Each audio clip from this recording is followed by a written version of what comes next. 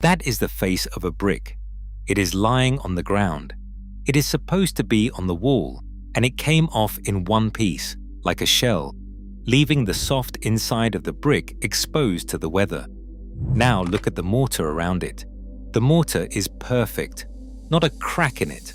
Hard, grey, tight, exactly as it looked the day it went in. That is not a coincidence. That is the cause. That brick is dead because the mortar is perfect, and by the time you can see it happening, the damage is permanent and the brick cannot be repaired. The United States federal government has been warning about this in a free public document since 1976. Almost nobody reads it, not homeowners, and in a lot of cases, not the contractor standing on the scaffolding holding the trowel. There are two things I need you to know before this video ends. The first is what is actually inside the bag most people buy at the hardware store, because that is the whole story in one product. The second is who wrote that federal warning, because when you find out what he did for a living, the document reads completely differently. But first, the physics, and it is the opposite of what everyone assumes. Welcome to Forgotten Roots. The vault opens today. A brick wall moves. It moves all the time. It expands in heat and contracts in cold. It shifts as the ground settles under it. Moisture migrates through it and swells it slightly and then leaves. A wall that has stood for 150 years has been moving quietly that entire time. That movement creates stress, and that stress has to go somewhere. It cannot be eliminated. It can only be absorbed. So somebody, centuries ago, made a decision about where it should go. And the decision was this: let the mortar break. The mortar is meant to be the weak part, deliberately. It is the sacrificial element in the wall. When the wall moves, the soft mortar deforms and cracks and gives way, and the brick, which is expensive and irreplaceable and shaped by hand, survives untouched. The federal document states it flatly. In a masonry wall, these stresses should be relieved by the mortar rather than by the masonry unit. The joint is designed to die so the brick does not have to. Now put in a mortar that is harder than the brick. The stress does not disappear. It still has to go somewhere. And now the softest thing in the wall is no longer the mortar. It is the brick. The document is blunt about what happens next. A mortar that is stronger in compressive strength than the masonry units will not give, causing stresses to be relieved through the masonry units, resulting in permanent damage such as cracking and spalling that cannot be repaired easily. You did not fix the wall. You reversed which part of it is allowed to fail. And you swapped the cheap replaceable part for the one that cannot be replaced at all. But that is only half of it, and the second half is worse, because it is invisible until it is far too late. Old masonry is not waterproof and was never meant to be. Water gets in. It always got in. The system was never designed to stop water. It was designed to let it back out, and the route out was the mortar joint. The historic mortar acted as a bedding material, something closer to an expansion joint than a glue, and moisture migrated out through the joints rather than through the brick.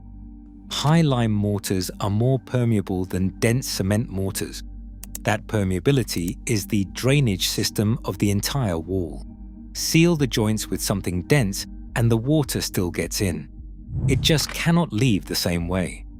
So it looks for the next most porous route out, which is the face of the brick. And here is the part that turns a slow problem into a destructive one. That water is carrying dissolved salt. When the water evaporates, the salt has to crystallize somewhere. If it crystallizes on the surface, you get that white powdery bloom, and that is mostly harmless. If it crystallizes just under the surface, inside the brick, the growing crystals generate pressure from within, and that pressure pushes the outer face of the brick off from the inside. That is the brick lying on the ground at the start of this video. It was not knocked off. It was pushed off, slowly from within, by salt and water that had nowhere else to go. Add freeze and thaw on top of that, and it accelerates every winter. So how did an entire trade end up doing the exact opposite of what the wall needs? Nobody decided to. That is the uncomfortable part. For thousands of years, there was only one mortar, lime and sand, and making it was slow in a way that is hard to imagine now. Up until about the middle of the 19th century, quicklime was delivered to the building site, where it had to be slaked, meaning combined with water. Mixing with water caused it to boil. The result was a wet lime putty, and that putty was then left to mature in a pit or a wooden box for several weeks, sometimes for up to a year. A year before you could start building. The standard mix was 1 part lime putty to 3 parts sand, and masons threw in whatever the region gave them. Crushed marine shells, brick dust, clay, pigments, animal hair. Then in 1824, Portland cement was patented in Great Britain, named after the stone from Portland in Dorset that it resembled when hard. It was first manufactured in the United States in 1871. And I want to be precise here, because the popular version of this story is wrong. Portland cement did not arrive and take over.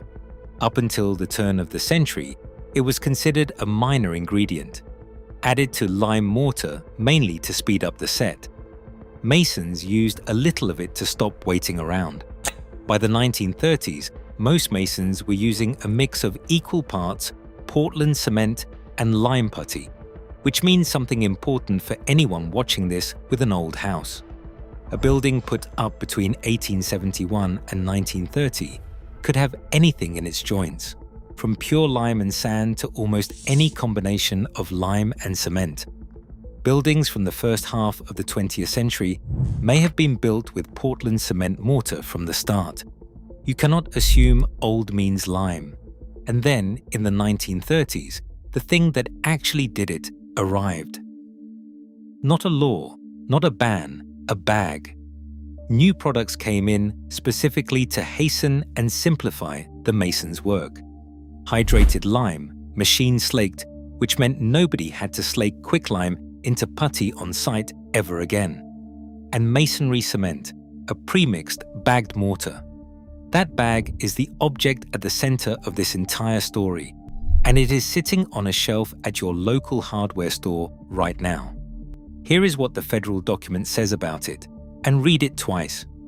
Masonry cement is a pre-blended mortar mix commonly found at hardware and home repair stores. It is designed to produce mortars with a compressive strength of 750 pounds per square inch or higher. Because masonry cements are not required to contain hydrated lime, and generally do not contain lime, they produce high-strength mortars that can damage historic masonry, not required to contain lime. Generally, do not contain lime. The single ingredient that made the wall work for 2,000 years is optional, and in practice, it is usually just absent, and there is nothing on the bag telling you that matters. Now, the numbers, because they make the scale of the mismatch obvious. There is a standard scale for mortar strength. 5 types, running from hardest to softest. Type M at 2,500 pounds per square inch. Type S at 1,800. Type N at 750. Type O at 350. And Type K at 75. 75 against 2,500. There is a lovely detail buried in how those letters were chosen, and it tells you how old this system is. The letters come from the words mason work, taking every other letter, M, S, N, O, K. For soft, handmade brick under sheltered conditions, the recommended mortar is straight lime and sand, no cement at all. Under severe exposure, that same soft brick tops out at Type O, which is 350. Your local supplier's default bag starts at 750 and climbs from there. That is not a small overshoot. That is more than twice the maximum recommended strength sold as the standard option to people doing what they believe is a repair. And I want to be fair, because the federal document is fair, and this is the part the outrage version of this story leaves out. It does not say cement is forbidden. It says the opposite in places. It states that some Portland cement assists the workability and plasticity of the mortar without adversely affecting the finished project, and that it may be appropriate to add some Portland cement to an essentially lime-based mortar, even when repointing relatively soft 18th or 19th century brick, when a slightly harder mortar is required. The problem was never cement existing. The problem is a default, a bag that assumes every wall in America is the same wall, and a rule of thumb, stronger is better, that is correct for a bridge pier and catastrophic for a handmade brick from 1880. There is a second way to destroy the wall, and it happens before any mortar goes in. The old mortar has to come out first, and the fast way to do that is a power grinder. The document is unusually direct about this. The use of power tools by unskilled masons can be disastrous for historic masonry, particularly soft brick. Using power saws on walls with thin joints, such as most brick walls, almost always will result in damage to the masonry units by breaking the edges and by overcutting. And then, the absolute rule. Power tools should never be used on vertical joints because of the danger of the blade slipping and cutting into the brick above or below. Never, in a federal technical document that hedges almost everything else. The traditional method is a hand chisel and a hammer. It is slower, it costs more, and it poses the least threat to the building. Which brings me to what lime actually does. And this is the part almost nobody knows, including plenty of people in the trade. Lime mortar heals itself. Lime hardens by carbonation. It absorbs carbon dioxide from the air and converts itself into calcium carbonate, which is limestone. That process starts the day it goes in the wall, and it does not stop. Because lime mortar is slightly water-soluble, it is able to reseal any hairline cracks that develop during the life of the mortar. Water moves through the joint, dissolves a trace of lime, carries it into the crack, and it redeposits there as the water evaporates. The crack closes on its own. And over the long term, here is the line from the document that I keep coming back to. Once carbonation of the lime has begun, it will continue for many years, and the lime will gain strength as it reverts back to calcium carbonate within the wall. It gets stronger with age. Decade after decade, the mortar in an old wall is slowly turning back into the stone it was burned out of. A cement joint is at maximum strength almost immediately and does nothing but degrade from there. A lime joint is at its weakest the week it goes in, and it has been improving ever since. So what do you actually do if you own one of these buildings? Start by finding out what you have. There is a simple physical test in the document. Scratch the mortar with a screwdriver, then tap gradually harder with a cold chisel and a mason's hammer. Then test the brick the same way, starting even gentler with a fingernail. You are not measuring anything precisely. You are answering one question. Which one is softer? If the brick is softer than the mortar, you already have the problem. Repoint only what needs it. Whole walls are routinely specified when they are not needed.